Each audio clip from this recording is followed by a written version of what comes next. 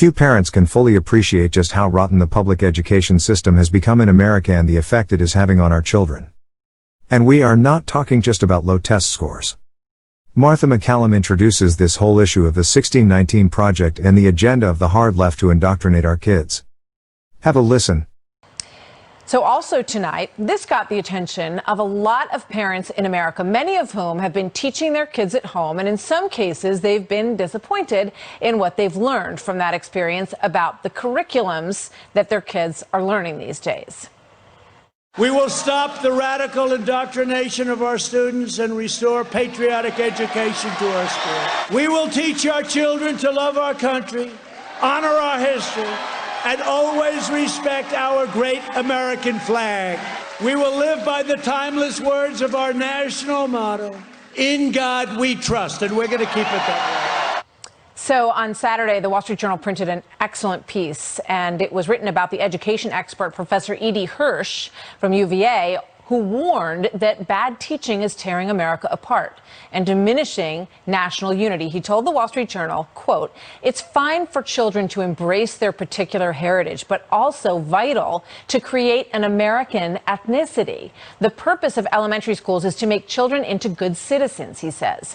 Hirsch goes on to call elementary school a nonpartisan institution, a view that may seem quaint in an era when schools are adopting ideological curricula like the 1619 Project, for example, and teachers are displaying Black Lives Matter banners as their Zoom backgrounds, he says. So joining me now, Cynthia Garrett, author of I Choose Victory, Moving from Victim to Victor, and Jason Nichols, professor of African American Studies at the University of Maryland, College Park. Welcome to both of you. Great to have you with us tonight. And it's worth pointing out, which the article mentions, that Mr. Hirsch, the educator, considers himself politically liberal, a Democrat, and always has. But he very much believes that every student in America should have in their knowledge bank a core section of knowledge that goes through thousands of details and specifics on important individuals, important wars, everything. And he just says, too many kids are graduating from schools right now, and they just aren't even aware of some of those things. Jason, what do you say to that?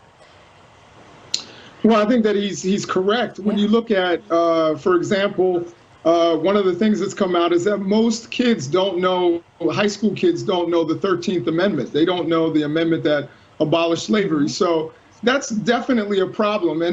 But I would also say that him saying that he's a leftist, I think he said he's practically a socialist.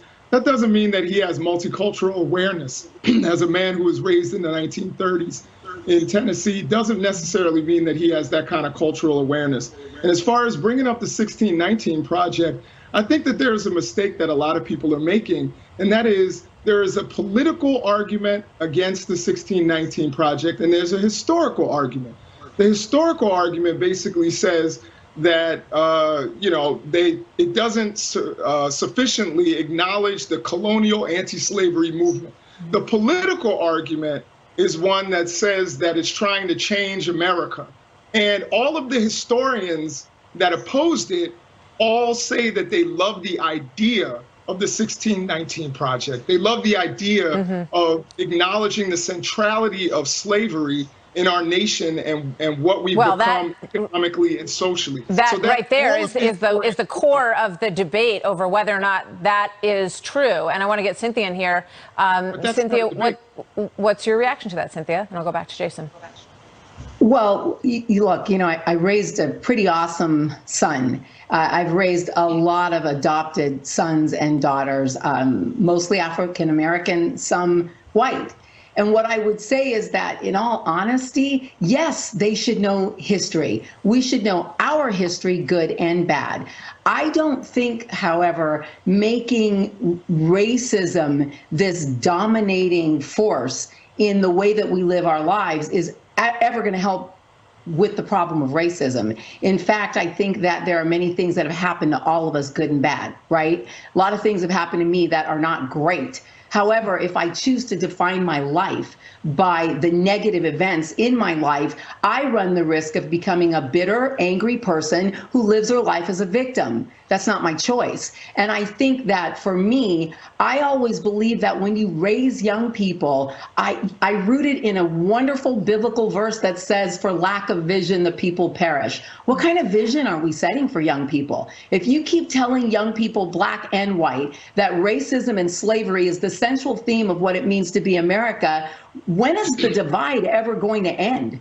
I mean, and then we get into these conversations about how do we make up for this? You know, reparations? Well, what price can you pay me that's worth my life?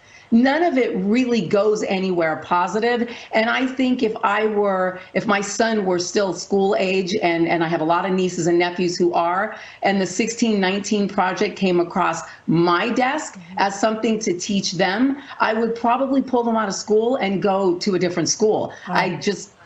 I think we got to educate them, but I don't think we should be indoctrinating them. All right, and that's the problem that I see. Thank you, Cynthia, and thank you, Jason. Good to have both of you with us tonight.